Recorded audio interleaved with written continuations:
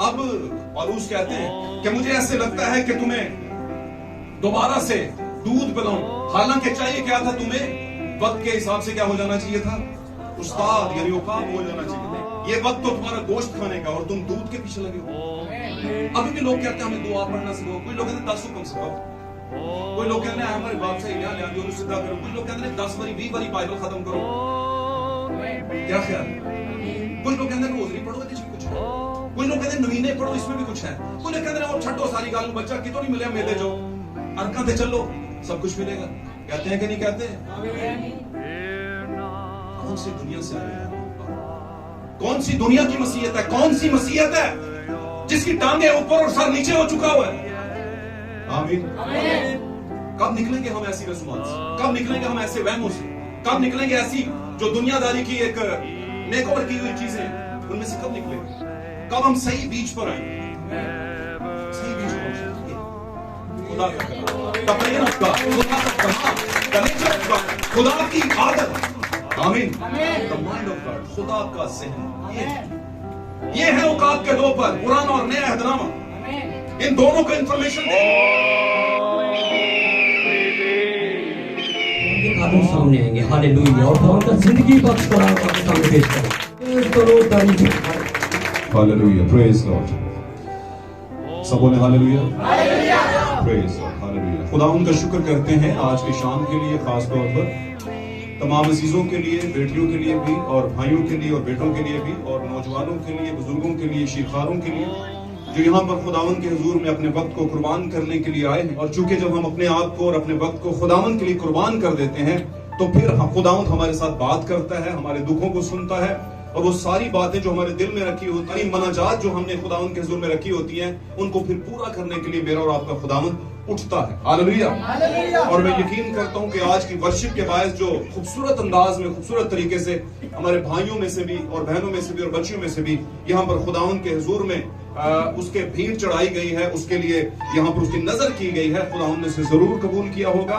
और उसके बायस हमारे दिलों की जमीन, जहनों की जमीन तैयार हुई होगी कि हम खुदावन के बीच को ना सिर्फ रिसीव करें बल्कि कंसीव कर सकें। Hallelujah, hallelujah, praise God. आज की सुबह में मेरी तरफ से, मेरे घराने की तरफ से आप सबको खुदावन यीशु मसीह के फतेहमंद नाम में सलाम कबूल हो। और मेरे अजीजों, खुदावन आपको बरकत बख्शे। आइए हम देर के बगैर वक्त की आवाज की तरफ बढ़ते हैं। The voice of our age, हमारे जमाने की आवाज, यानी हमारे जमाने का कलाम, हमारे जमाने की वो आवाज जो खुदा ने इस जमाना में अपनी दुल्हन कलीसिया को दी है। हालेलुया। उसको पढ़ते हैं और उसमें से अपने लिए आज का मुकाशफा देखते हैं कि खुदावन मेरे साथ और आपके साथ कौन सी बात कर रहे हैं। Hallelujah, praise Lord. खुदावन के नाम को जलाल हो। निकालिएगा मेरे साथ यशायाह नबी का सहीफा, पुराने अहदनामा में चलेंगे।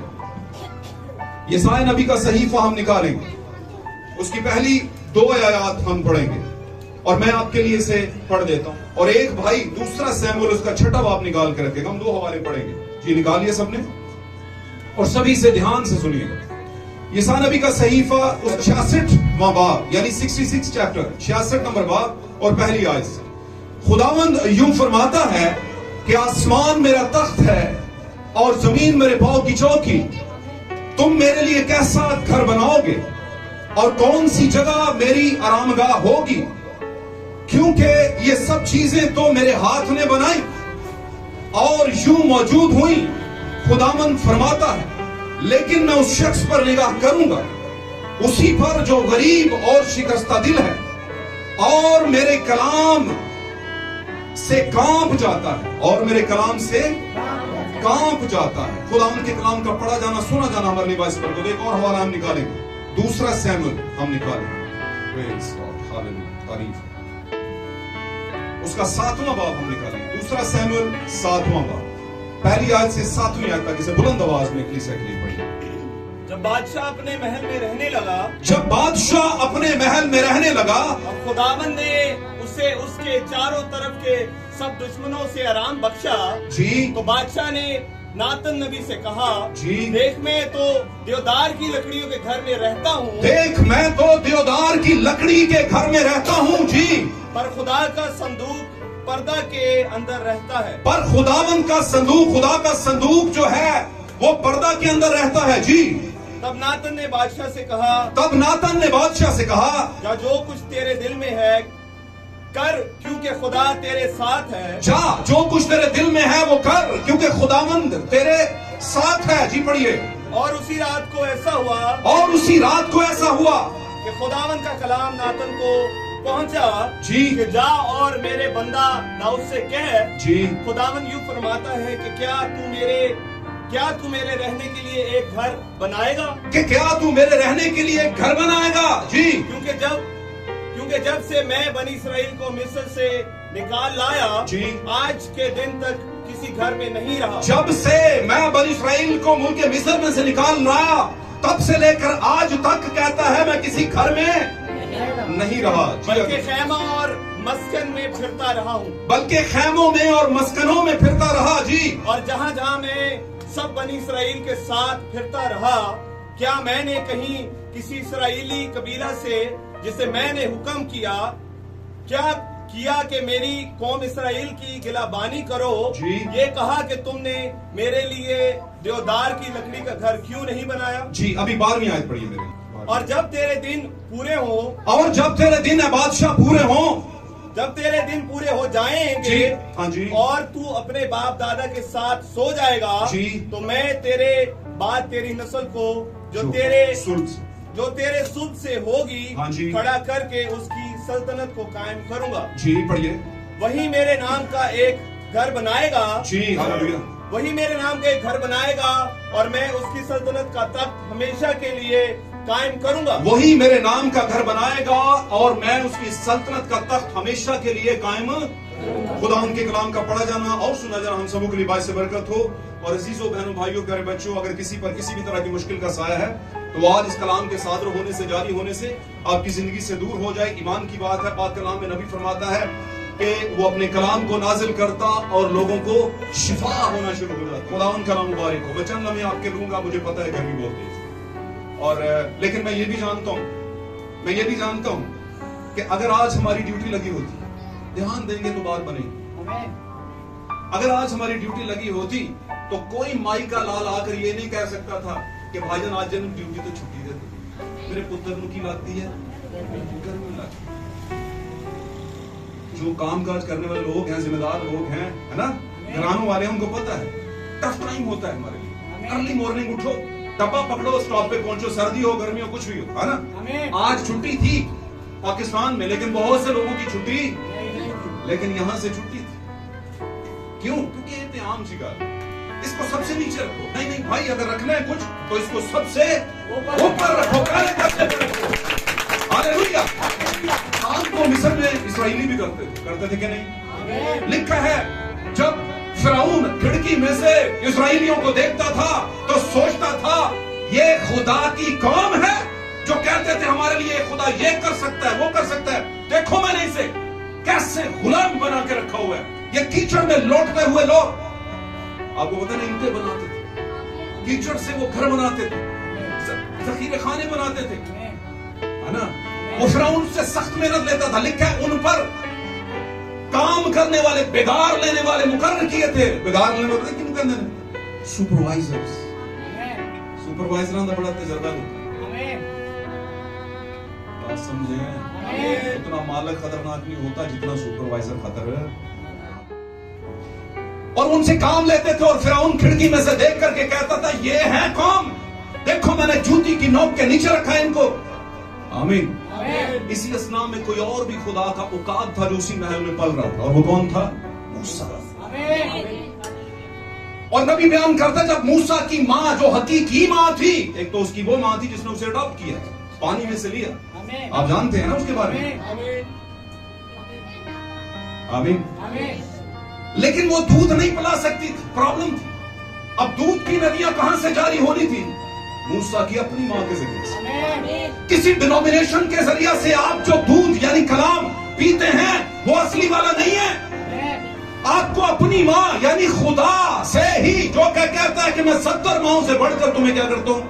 प्यार करता हूं। वहां का दूध क्या है? वो मुकद्दस पौलुस कहता है बस नौज़ायद बच्चों की मां में खालिस रूहानी दूध के मुश्ताक रहो, आरज़ूमंद रहो, चिल्लाते रहो। दूध पीने वाला बच्चा ना, आमीन, उसके पालने में आप हैंडी लगा दें, उसके साथ एक ना कूटर लगा दें, बोलो पुत्र जो भूख लगेगी ना यहाँ से टर्न करना टाँ टाँ होनी शुरू हो जाएगी और हमें पता चलेगा बच्चे की लगी हुई है भूख।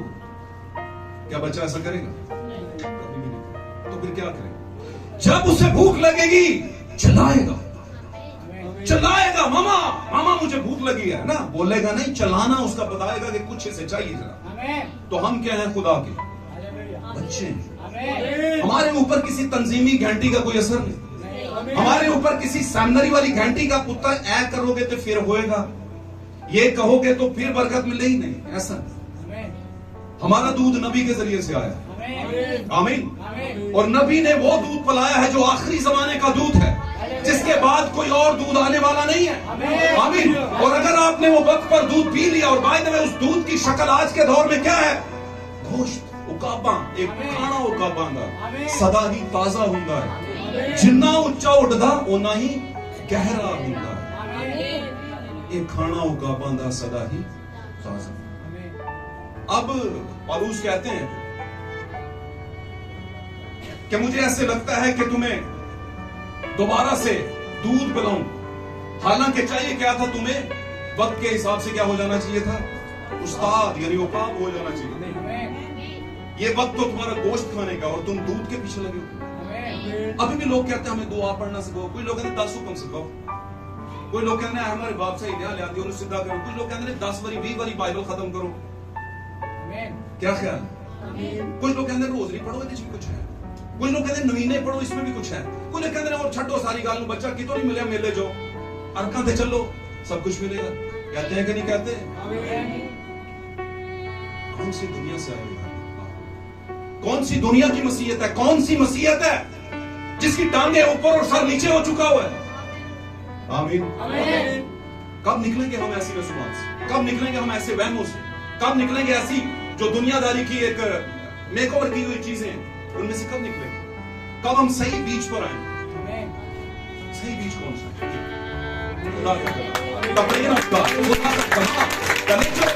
खुदा की आदत, आमीन, द माइंड ऑफ गॉड, खुदा का ज़हन। ये है औकात के दो पर, पुराना और नया अहदनामा।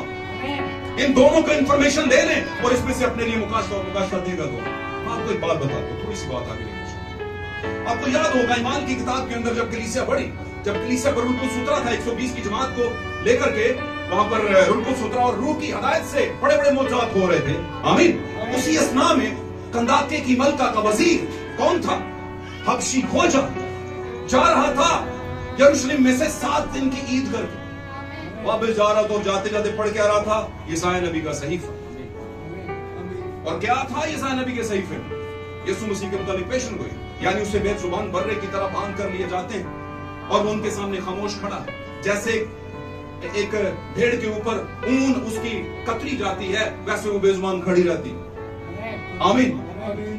अब खुदावंद ने कहा फिलिप्पस से, 7 लोगों में से एक फिलिप्पस भी था, आमीन, जो 7 लोग चुने गए उनमें से एक फिलिप्पस भी था। फिलिप्पस पर खुदा का रूह उतरता, उसे उठाता और दूसरी जगह पर ले जाता। ये कहने सुनने को बिल्कुल ना फेरी टेल लगते हैं, ऐसे लगता है जैसे द्योमालाई बातें, लेकिन द्योमालाई नहीं, ये दुनिया में वाकया हो चुकी है। ये मेरे और आपके खुदावंद की हजूरी में रहने वालों के साथ ये होता था, आमीन, और हमारे लिए एक सबक के तौर पर। हालेलुया। खुदा ने फिलिप्पस से कहा जा हबशी खोजा को बता, और बता क्या? उससे पूछ कि जो कुछ तू पढ़ता है क्या इसे समझता है?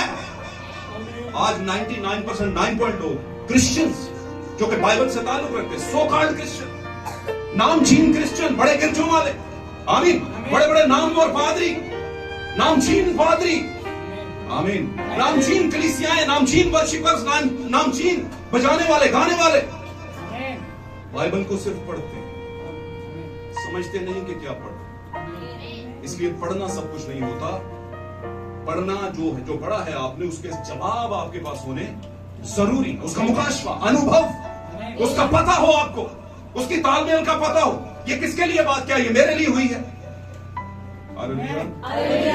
आप जानते हैं ना बात कलाम में लिखा है मुखालिफ मसीह आएगा, लिखा है कि नहीं लिखा? तो क्या वो आपके लिए? आपके लिए तो नहीं, ये तो किसी और के लिए। तो पाक कलाम में लिखा है, आप कहते हैं पाक कलाम में पढ़ लो बरकत मिलेगी, पर मुकाशफा नहीं मिलेगा, आमीन। बहुत कुछ है जो कहने को है, लेकिन मैं कहूंगा नहीं। यहां पर एक बात चल रही है, आप में से हम में से हर कोई कमजोर है, कमजोर है कि नहीं? लेकिन जब रूह कुछ आता है तो जोर मिलता है। हालेलुया। इसलिए आप मेरे साथ नहीं थे, ना ही किसी और बंदे के साथ या बंदी के साथ। आप किसके साथ थे? खुदावंदों के खुदा, बादशाहों के बादशाह के साथ। Hallelujah, hallelujah. और खुदावंदों का खुदा, बादशाहों का बादशाह आपको कहीं भी गलत मेन्यू में नहीं छोड़ता, गलत जगह पे नहीं छोड़ेगा, आपको सही जगह पर लेकर आएगा। और सही जगह कौन सी? जब यीशु मसीह काफले से आजाद हुए। काफला समझते हैं? जब यीशु मसीह की माँ और बाप, और यीशु कितने साल का था? 12 साल। बनी इस्राएल में, यरूशलेम में ईद हो रही थी और काफले में गए और वापस काफले में आए नहीं। आमीन। 3 मंजिल काफला आगे निकल गया और फिर बाद में पता चला साथ वालों को कि यीशु हमारे काफले में है ही नहीं। मैं कहता हूं 3 मंजिल बाद भी किसी को पता चल जाए तो ये बहुत अच्छी बात है। क्यों बच्चों? पता चल जाए कि यीशु साढ़े नहीं यार, वापस जो लबो कितने। हमारे यहाँ तो 325 से काफले से, काफला समझते हैं ग्रुप, चलने वाला, एक राह के ऊपर गामजन। आमीन। मसीह के साथ उसका नाम चीन, काफला, जिसमें कभी मसीह था, लेकिन 325 में ये काफले से अलग हो गया। किया किसने? रोम ने। मुखालफे में the spirit of anti Christ, मुखालफे मसीह का रूप। 325 ईस्वी के अंदर रोमन्स के जरिए से मसीह काफले से कहीं अलग ही रहा। तब से लेकर अब तक अलग है, लेकिन उनसे अलग मरियम और यूसुफ तो ढूंढ रहे हैं उसे। और by the way Maryam Yusuf ने जब शुरू किया ढूंढना, 3 मंजिल पीछे गए, रिवर्स गेयर लगाया, रिवर्स पेंटिकोस्टल पर गए, रिवर्स 120 की जमात वाले रूप पर गए। पकड़े मेरी बातों को, समझें। और यूसुफ और मरियम में कहीं मेरी और आपकी शबीह भी। यूसुफ और मरियम हमारे जमाने की ट्रू कलीसिया, जिसमें से यीशु मसीह प्रकट होकर दुनिया में जाहिर हुआ है। यीशु पैदा हुआ है उनमें से। और आज अगर देखा जाए तो यीशु मसीह कलाम, कलाम यानी बीज, और बीज मुझ में और आप में भी है। इस आखिरी जमाने की कुंवारी यानी दुल्हन कलीसिया, जिसने ऑब्जर्व किया, रिसीव किया और फिर कंसीव समझते हैं आप लोग? कंसीव समझते हैं ना? जो औरत कंसीव करती है वो फिर जिंदगी दुनिया में किसी को लेकर आती है, कोई बेबी या जिंदगी दुनिया में आती है। और इस आखिरी जमाने की कुंवारी कौन? दुल्हन कलीसिया, ब्राइड चर्च। उसने अपने जमाने के कलाम को, जो कि फरिश्ता के जरिए, जैसे उस वक्त जबराइल फरिश्ता लेकर आया, इसी तरह आज आखिरी जमाने का 7वां कलीसियाई फरिश्ता आपके लिए क्या लेकर आया है? कलाम लेकर आया। और जिस तौर से उस वक्त उसने कहा मेरे लिए तेरे कौल के मुआफिक, ध्यान देकर, ये आपके लिए बात हो, ये आपको गर्मी में बिठाने का मेरा मकसद नहीं है, मैं चाहता हूं आप कुछ हासिल करें। उस कुमारी ने कहा है, फरिश्ते मेरे लिए तेरे कॉल के, जो तूने कहा वैसे ही, और वैसा होना शुरू हो गया। वो प्रेग्नेंट हो गई। आमीन। प्रेग्नेंट हो गई वो। और जब प्रेग्नेंट हो गई तो जिंदगी दुनिया में, और वो ऐसी जिंदगी आई कि उससे मेल खाती को दूसरी जिंदगी नहीं। आप जानते हैं इस बात को, खुदावंद यीशु मसीह उसमें से जाहिर होकर दुनिया में आया। और याद रखिए, अभी तो यीशु दुनिया में भी नहीं आए थे। यीशु कहीं अंदर कंसीव किया हुआ था मुकद्दस मरियम। और यीशु मसीह जब कंसीव था तो मुकद्दस मरियम के रिश्तेदार, उसकी बहन, उसके पास जो वो गई है, उसने कहा मुबारक है तू और तेरे पेट का फल। मेरी बात समझ रहे? तू और तू में से मुबारक है। पाक कलाम में ये आयतें लिखी हुई। इसका मतलब समझते हैं? इसका मुकाशवा सिर्फ मरियम ने, इसका मुकाशवा कलीसियाओं ने, जो कि मखसूस कलीसिया, मैं बार बार नाम नहीं लेना चाहता, आप सब जानते हैं, उन्होंने इसको दुआ के तौर पर रट लिया और उन्होंने कहा यहीं पे जिंदगी है। यहीं पे जिंदगी नहीं भाई, वो जो कहा गया था वो ऐसा मुकाशवा है जो मेरा और आपका मुकाशवा है। वो जाहिर करता था कि जिस तरह उस तौर पर उसके रिश्तेदार ने उसे कहा, क्या कहा? कि तू औरतों में से मुबारक है, और देख अब से लेकर हर जमाने के लोग तुझे क्या कहेंगे? ये उस टाइम पर उस औरत को कहा गया जो यीशु की मां बनने वाली थी, होने वाली, बन चुकी थी, बस बेटा ही दुनिया में आना था, कलाम दुनिया में आना था। और अगर हम आज की कुंवारी की बात करें, उसकी तमसील पर, तो आखिरी जमाने की ब्राइड, जिसके पास फरिश्ता कौन सा भेजा गया? आखिरी जमाने का 7वां कलीसियाई फरिश्ता, seventh angel of our age, हमारे जमाने का 7वां कलीसियाई फरिश्ता, जिसे भी हवाल में नहीं पता केड़ा ये जो एक तो होण के जेड़े काफी बच्चे ने, क्योंकि उन्हें तो पता ही होगा, लेकिन बाकी सब जो है ना वो हबशी की तरह पढ़ते जा रहे हैं, हबशी फौजा की तरह, है ना? और जब उसने पूछा जो तू मियां पढ़ता है क्या समझता भी है, उसने कहा ऐसा कैसे हो सकता है जब तक कि मुझे कोई समझाने वाला तो भाई बाइबल खत्म कर लो, जिन्नियां मर्जी ਤੁਹਾਡੇ ਜ਼ਮਾਨੇ ਦਾ ਕਿਸੇ ਫਰਿਸ਼ਤਾ ਹੀ ਤੁਹਾਨੂੰ ਸਮਝਾਏਗਾ ਤਾਂ मतलब ਕੀ है? आमीन। बोलो फिर फरिश्ता कितों लभी है? क्या ख्याल? आमीन। फरिश्ता किधर से ढूंढे, कैसे सिखाए? तो भाई फरिश्ता एक स्पिरिट है, एक रूह जो कि कभी मरती नहीं और वो आज भी मौजूद है। हालेलुया। वहां पर क्या हुआ ये कि मुकद्दस मरियम को कहा कि तू औरतों में मुबारक है, मतलब है कलीसिया जो आखिरी जमाने में 7वें जमाने की तस्वीर पेश कर रही है, तू औरतों में से मुबारक। वजह क्या है, क्यों मुबारक है? क्योंकि तेरे अंदर क्या है, खुदा का फल है, वो वक्त का बीज है। और वो कहां पर आया? मुकाशवा की किताब के 10वें बाब की 7वीं पहली आयत से लेकर 7वीं तक पढ़िएगा। लिखा, फिर मैं क्या देखता हूं, फिर एक बड़ा निशान आसमान से जारी हुआ और वो क्या था? एक जोरावर फरिश्ता आसमान से उतरा और उसके सर पर धनक थी। धनक मतलब 7 रंग की कोसे कजा, और वो ऐसे धाड़ा जैसे बब्बर धाड़ता है, और उसके पांव आग के सतूरों की मानिंद थे, और उसने अपना पांव एक खुशकी पर रखा और एक तनी पर रखा और जोर से धाड़ा, और उसके धाड़ने से गरज की 7 आवाजें, गरज की 7 आवाजें दिखाई दी। उसने कहा गरज की 7 आवाजें, थंडर्स, जब बादल आते हैं तो गरज, बिजलियां, तो 7 लाइनें ऐसे बिजलियों की दिखाई दी। किसको दिखाई दी? किसको दिखाई दी? मुकाशवा किसने लिखा? मुकाशवा किस पे जाहिर हुआ? ऊंची ऊंची बोलो। तो यूहन्ना को दिखाई दी भाई, वही लिख रहा है, मुझे दिखाई दी। कहता है जब मैंने लिखने का इरादा किया, उसने कहा मत लिख। किसने कहा मत लिख? खुदा ने कहा मत लिख, ये गर्जनों के भेद मत लिख। The voice of thunder, 7 thunders की जो आवाजें हैं, इनको मत लिख, अभी ना लिख। भाई क्यों ना लिखूं? उसने कहा क्योंकि ये 7वें जमाने के कलीसियाई फरिश्ता के वक्त में जब नरसिंगा फूंका जाएगा, तब खुदावन का वो पोशीदा मतलब जो 7 थंडर्स का है, 7 गर्जों का है, कि ये गर्जे असल में है क्या, इनका भेद फिर जाहिर होगा, अभी नहीं करना मैंने। गल समझियो? जैसे दानियल से कहा, दानियल से कहा, खुदा ने फरिश्ता भेजा, उसने कहा दानियल तेरे और तेरी कौम के लिए 70 हफ्ते मुकर्रर कर दिए गए हैं। इन 70 हफ्तों में मामलात बड़े ऊपर नीचे होंगे। रोयाएं दिखाई दानियल की किताब पढ़िएगा, रोयाएं दिखाई जो मुकाशवा में दिखाई, वहां पर पुराने अहद में दिखाई। आमीन, समझ आ रही है? टाइम बचा रहा हूं आपको समझने, पकड़ देंगे बात, इस मैसेज को पकड़ लेना। तो फिर क्या हुआ? जब लिखा है दानियल ने लिखने का इरादा किया, तो खुदा ने कहा मत लिख। ये ना लिखवाने का सिलसिला भी खुदावन करते हैं, क्यों करते हैं? इसमें क्या प्रॉब्लम है? लिख देते, लोगों को पता चल जाता। क्यों जी? लेकिन लोगों को तो पता उस टाइम पे चल जाता। एक और भी था जिसे पता चल जाता। क्यों जी? भाई हाँ भाई बोलेंगे थोड़ा सा। अबलीस को भी तो पता चल जाता। एडी बाइबल मेरे ताड़े घर पई है ना, मेरे तो बहुत ही वो जानता जी।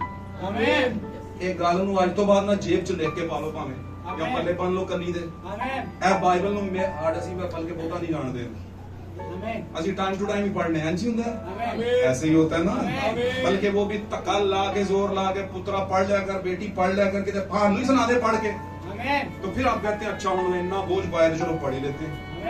ये अबलीस ज्यादा जानता है, आपको पता है। और एक लफ्ज भी ऊपर नीचे निकल, कहता है तेरे बारे में तो लिखा है कि वो फरिश्तों को भेजेगा, वो तुझे। गल समझते हो? और मजे की एक और बात बताऊं, उसे ये भी पता है इसमें जो कुछ मेरे बारे में लिखा है वो मेरे साथ होना है, करतूत मैंने जो खोले हैं वो मेरे साथ होगा, ये भी उसे पता है। लेकिन उसकी एक ड्यूटी है, खुदा ने उसे बनाई इसलिए कि तूने भाईजान अपनी ड्यूटी पूरी करनी। तू ना किते कमी के मैनू कमजोर कर छड़िया, नहीं तुझे पूरा जोर ओवर करूंगा। बात समझे? इसलिए ये कहना कि बाइबल सिर्फ घर में है तो हम सब कुछ है, नहीं ऐसे नहीं। ये बाइबल इस घर में है ना, इस घर सॉरी इधर है ना कहीं पे, तो फिर बाइबल घर में है, फिर बाइबल। और अगर फिर बाइबल घर में है तो फिर यीशु मसीह भी घर में है, और ये घर है। मैं तेरे दिल के दरवाजे पर खड़ा आवाज़ खटखटाता हूँ और चाहता हूँ कि तू सुने, और अंदर से दरवाजा जो तूने बंद किया वो खोले। मिस्र में से निकला था तो रास्ते भर में इन्होंने क्या किया हुआ था, वहां पर उठाए रखा खुदा का संदूक, यानी अहद का संदूक, जिसमें वो सारी चीजें थी। जब निकले थे तो रास्ते में जब मन बरसा था तब से शुरू कर, क्योंकि खुदा ने वहां पर मूसा से कहा था कि ये एक संदूक आप बनाओ, और उसमें एक सोने का मर्तबान रखो। सोने का क्या रखो? एक मर्तबान रखो, उसमें वो मन जो गिरता था उसमें से लोग थोड़ा सा उसमें डाल दो, वो खराब नहीं हो। और एक हारून का आसा था, फला फुला आसा, यानी कि सरसब्ज़ो शताब, वो लकड़ी थी आसा नुमा, वो बड़ी हुई थी। और दूसरी एक और चीज बड़ी हुई थी, वो तख्तियां, वो स्लैब्स पड़ी हुई थी, जिसके ऊपर 10 कमांड्स यानी खुदा का कलाम जो ऑर्डर से वो लिखे हुए।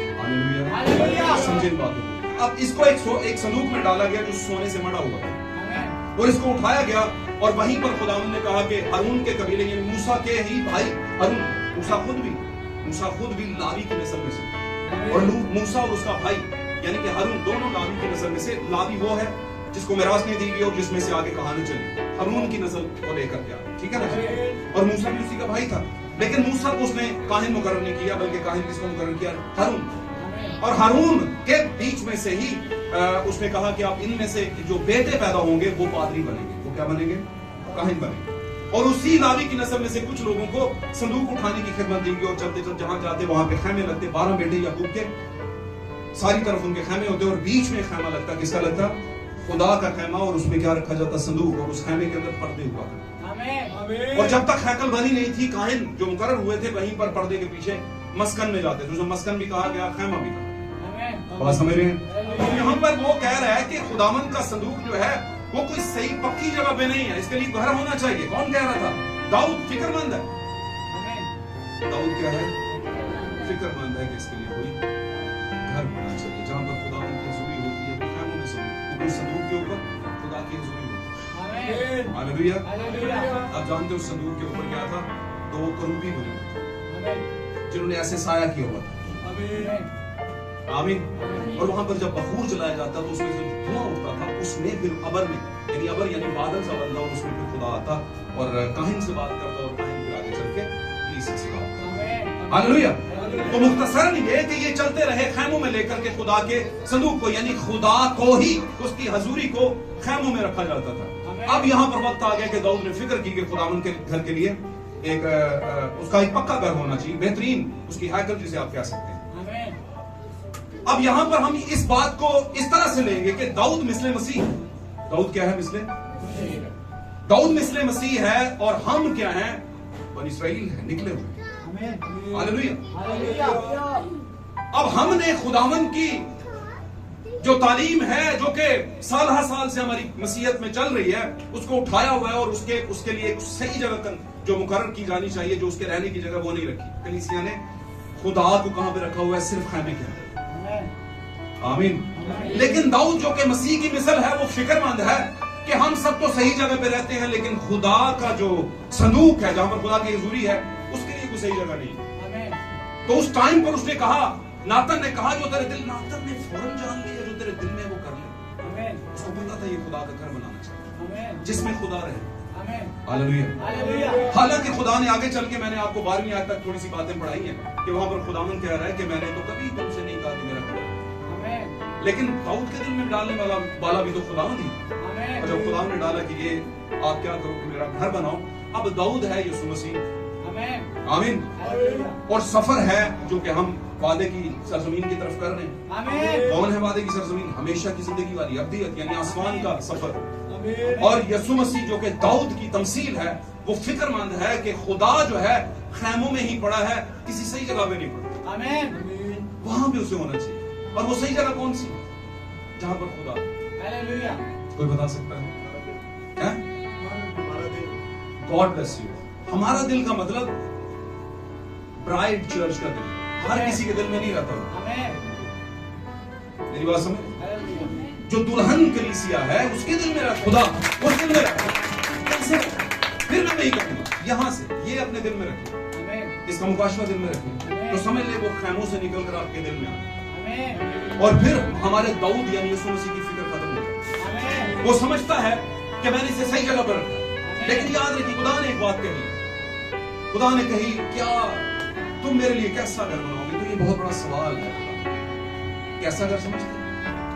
कैसा घर, वो कहने का मतलब था कैसे लोग ढूंढो जो मुझे अपने दिल में जगह दो, कैसे लोग। और ये बहुत बड़ा सवाल। उसने कहा कि ये सारे लोग मेरे नहीं, क्या ये जमीन सारी मेरी? कैसा बनाओगे?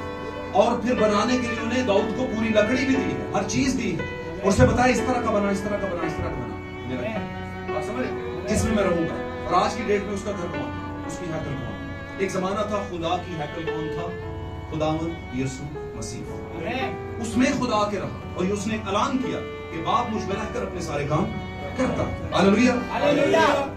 लेकिन यीशु मसीह जब आसमान पर गए तो अब रूह की हालत में जमीन पर। हालेलुया।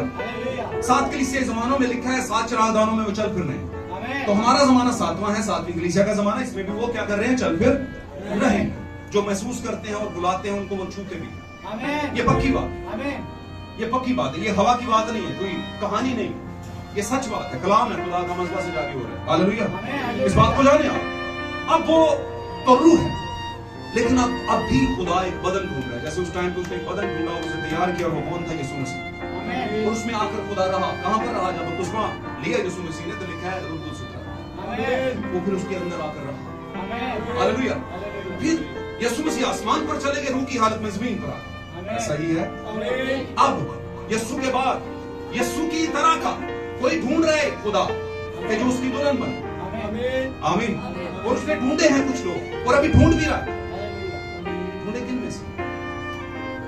सो कॉल्ड क्रिश्चियन से और गैर कौमों से भी खुदा अपने पास सही कलाम पर लेकर आ रहा है। आमीन। और जिनको उसने ढूंढ लिया है उनके दिल में उसने रहना शुरू कर दिया। उनके दिल को उसने अपना क्या बना लिया है? घर बना लिया। उनके दिल को क्या बना लिया? अपना। तो दाऊद से खुदा कहता है कि तू मेरे लिए एक ऐसा घर बना, तू मेरे लिए एक ऐसा घर बना। और एक और बात इसमें खास, जब दाऊद ने कहा मैं खुदा तेरा घर बनाना चाहता हूं, तो उसने कहा तू बना। एक तेरे बाद आएगा, और यहां पर हमने 12वीं आयत में पढ़ा था कि तेरी नस्ल में से, तेरे सुल्ब में से एक आएगा। पढ़ा था कि नहीं? वो सुल्ब क्या है? नस्ल। और दाऊद के सुल्ब में से कौन आया? चलिए बताइए। दाऊद के सुल्ब में से फौरन उस टाइम पर दाऊद का असली बेटा जो पैदा, सुलेमान। अब सुलेमान यीशु की तमसील है। आमीन। सुलेमान भी यीशु की। यीशु मसीह ने कहा यहाँ पर वो खड़ा है जो सुलेमान से भी।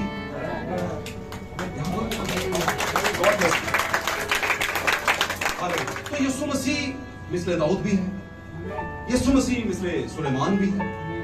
अब सुलेमान हिकमत और दानाई है। अब सुलेमान ने किसका घर बनाया? खुदा का घर बनाया। दाऊद ने क्यों नहीं बनाया?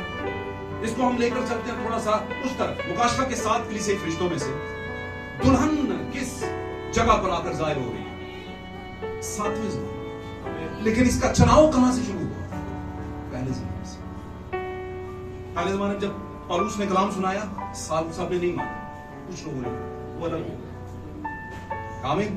दूसरे ज़माने में अरीनियस आया, अरीनियस ने कलाम सुनाया, सब लोगों ने नहीं माना, कुछ नहीं माना, अलग हो गए। यानी खुदा हर जमाने में एक छाज लिए हुए खड़ा था, रूह कुदस का छाज, और उसमें कलीसिया को डालता और उनको छाटता फटकता, है ना?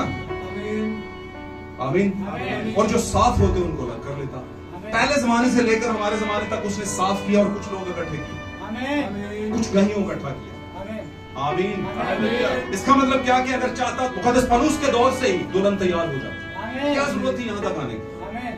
लेकिन खुदावंद ने 7वें ज़माने तक क्या है, तैयारी का एक प्रोसेस रखा, और उसमें उसने बहुत से बीज को निकाला, जो कि ब्राइड बीज है, ब्राइड सीड है। ब्राइड सीड कहते हैं दुल्हन बीज। आमीन। खुदा का अपना बीज, उसको लेकर के आया। और जब लेकर के आया तो उसका यह मतलब है कि दाऊद से उसने घर नहीं बनवाया, उसने किससे बनवाया? सुलेमान। इसका मतलब क्या? उसने पहले कलीसिया के रिश्ते से दुल्हन का घर नहीं बनाया, यानी जिसमें आकर मसीह रहे, बल्कि उसने 7वें रिश्ते से बनवाया, जो जिसने कंप्लीट किया। मैं यूं कहूं, खुदावंद इसकी तैयारी तो बड़े टाइम से कर रहे थे, लेकिन इसको कंप्लीट कहां पे किया गया? मेरे और आपके जमाने में। और मेरा और आपका जमाना 7वां ज़माना, 7th एज, 7वां ज़माना। अगर हम आज तक नहीं जाने 7वें ज़माने को, तो आज मौका है, हमें जानना चाहिए। अगर किसी का सवाल हो तो आप कर सकते हैं, खुले दिल बात में कर सकते हैं कि हमारा जमाना जो है हम कैसे समझें, तो फिर आपको समझाया जाएगा। आमीन। हालेलुया। यहाँ पर घर बनाने की बात की तो मेरे अजीजों, घर खुदा का उस जमाने में दाऊद ने बनाने की कोशिश की, फिर सुलेमान ने बनाया।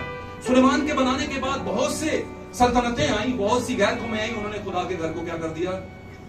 मस्मार कर दिया, ढा दिया। ढाते रहे और फिर खुदा उठाता था अपने कुछ बीज को और वो खुदा का घर बनाता है। और जैसे मैंने कहा 7 ज़माने में यही कुछ। पहले फरिश्ते ने घर बनाया, रोम ने आकर उस घर को क्या कर दिया? ढा दिया, कुछ हिस्सा उसका ढा दिया, लेकिन जो बचा रहा दोबारा अरीनियस ने तब्दील किया। जब अरीनियस ने बनाया तो फिर खुदा का घर, यानी मैं ये अब कलीसिया की बात कर रहा हूं, कलीसिया खुदा का घर, वो कलीसिया जो सही थी, तो उसको जब ढाती रहे, मतलब उस टाइम की जो स्पिरिट थी, मुखालिफ मसीह स्पिरिट, जो ढाती रही उसको, और फिर अगला फरिश्ता आकर उसे दोबारा तामीर करता रहा। और उसको फिर तामीर किया और फिर किसी ने ढा दिया, और ढाते ढाते ढाते ढाते आज ऐसा। लेकिन इस जमाने में जो सातवां है, जो कि कामलियत, सात जो है कामलियत का निशान, उसमें आकर के कोई भी चीज पीछे